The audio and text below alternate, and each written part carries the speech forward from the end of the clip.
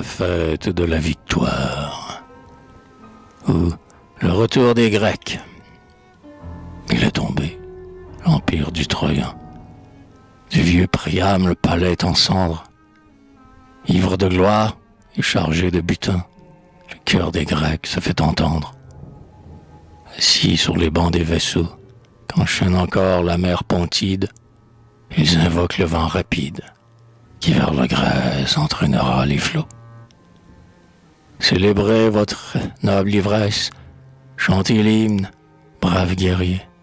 Vos vaisseaux regardent la Grèce, vous retournez dans vos foyers.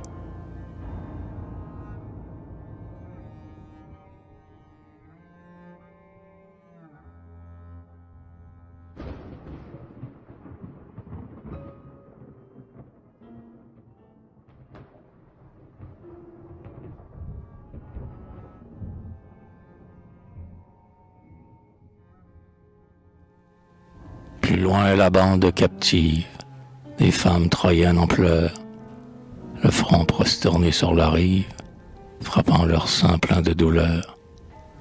Pâles, sombres, traînant les chaînes, aux fêtes des vainqueurs elles mêlent leurs cris.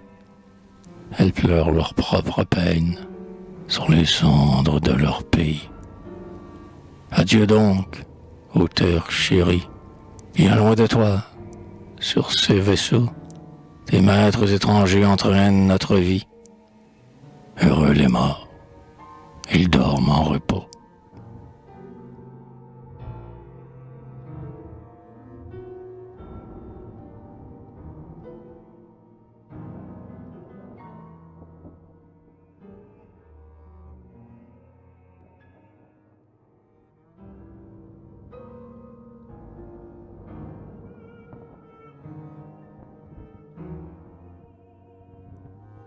Le feu divin du sacrifice est préparé par les mains de Kalcha. Il invoque sa protectrice, Pallas, qui fonde et détruit les États. Neptune, qui donne à la terre la vaste ceinture des mers, et le dieu maître du tonnerre, l'épouvante des cœurs pervers. La longue lutte est terminée, le cercle du temps est rempli. Sous le poids de la destinée, le grand empire a fini.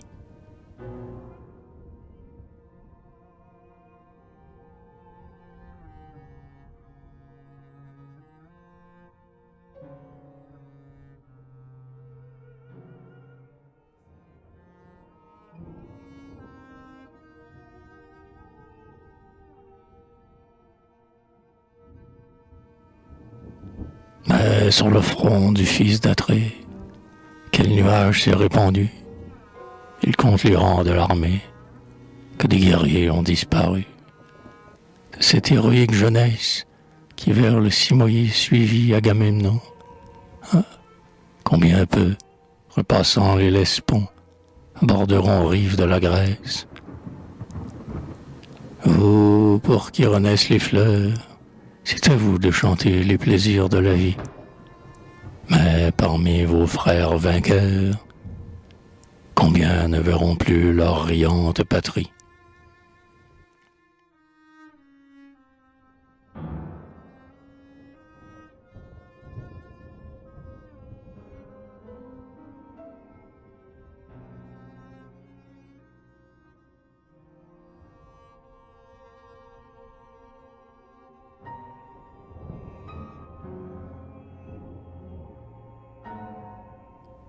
Ulysse, que Pallas instruit de l'avenir, laisse échapper ses accents prophétiques.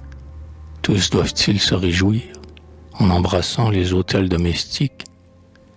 Peut-être les dieux des enfers menacent-ils une éclatante vie, et des Troyens qui bravent la furie pourraient tomber sous des coups plus amers.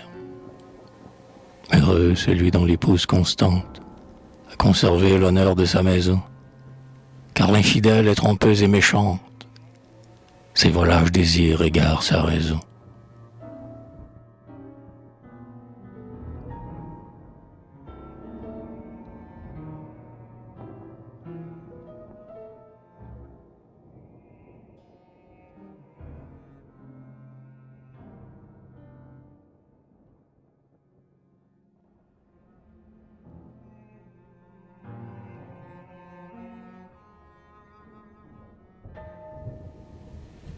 Ménélas contemple avec joie les charmes qu'il a reconquis.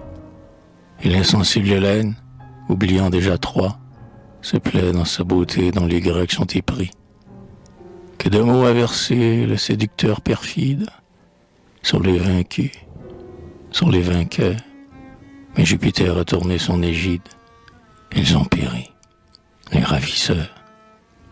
Les dieux vengent la foi trahie. L'autre sacrilège est puni. Et sur cette race ennemie, le ciel s'est appesanti.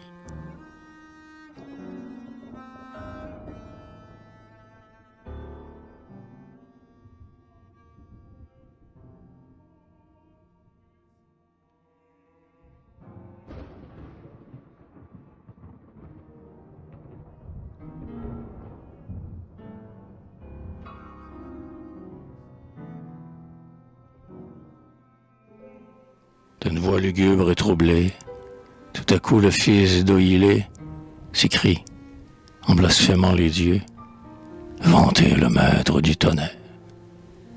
Vous qui lui plaît de rendre heureux, c'est au hasard qu'il a livré la terre. La mort vous a ravi, vos plus nobles guerriers, mais Intercite retourne en paix dans ses foyers. Le destin, de son urne immense, laisse tomber les biens, les maux et la mort. Si vous gagnez le lot du sort, vous pouvez chanter sa puissance.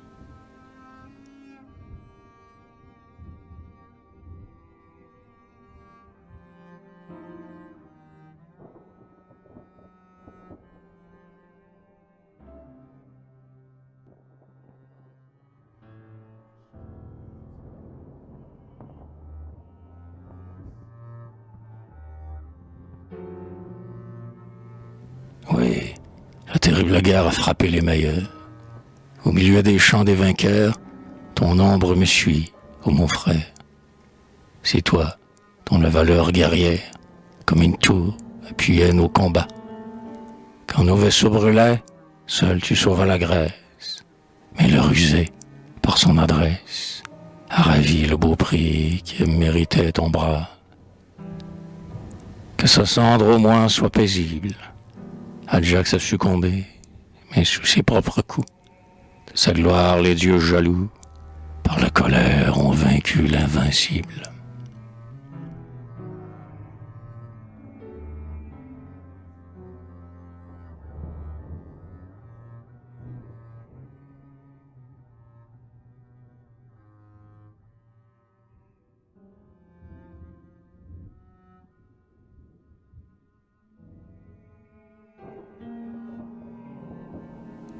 Néoptolème a fait couler le vin sur le tombeau qu'il élève à son père.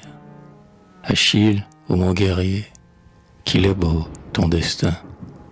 La gloire est le premier des destins de la terre. Sur le bûcher, notre corps doit périr, mais notre cendre est ranimée quand la voix de la renommée nous évoque dans l'avenir. Héros de ta noble carrière, la gloire s'étendra jusqu'à nos derniers jours. La vie est passagère, les morts durent toujours.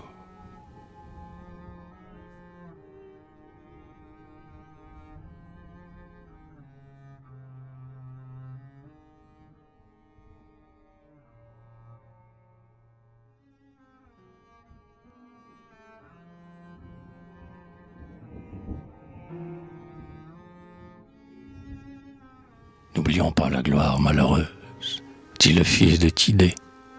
Ah, du héros vaincu, chantons aussi la lutte généreuse. Pour ses dieux paternels, il avait combattu. Le noble Hector défendait sa patrie. Si les lauriers couronnent nos efforts, à la plus noble cause il immola sa vie. Qu'un grain d'encens l'atteigne chez les morts. Qui combattit pour ses dieux domestiques, qui fut le bouclier de sa vieille cité, a pu tomber sous ses débris antiques, mais par l'ennemi même il sera respecté.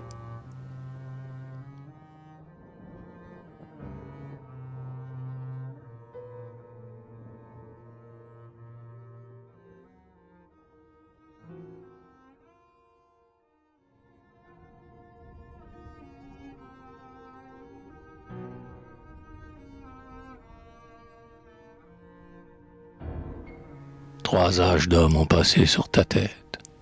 Ô Nestor, vieux convive, oracle des héros, de la mer d'Hector, au milieu de la fête, il croit entendre les sanglots.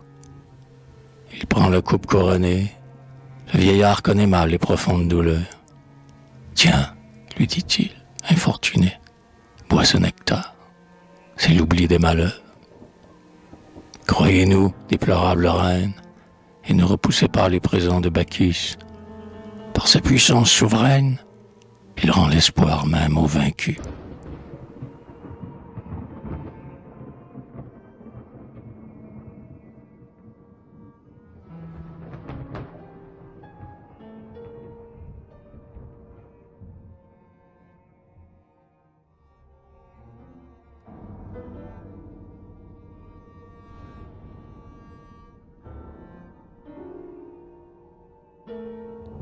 Alors que le ciel implacable lançait sur Niobé ses arrêts destructeurs, elle n'a point, dans ses douleurs, refusé ce jus secourable. Il retrouvera des beaux jours celui qui fait couler le nectar dans ses veines, car le souvenir de ses peines dans le l'été se perdra pour toujours.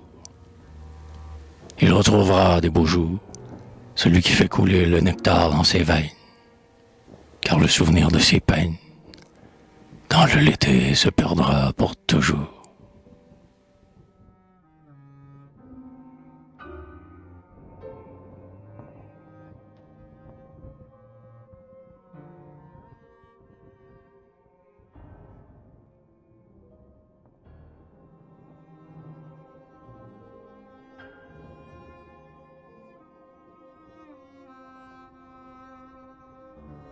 Sous le poids des fers opprimés, la prophétesse obéit au destin.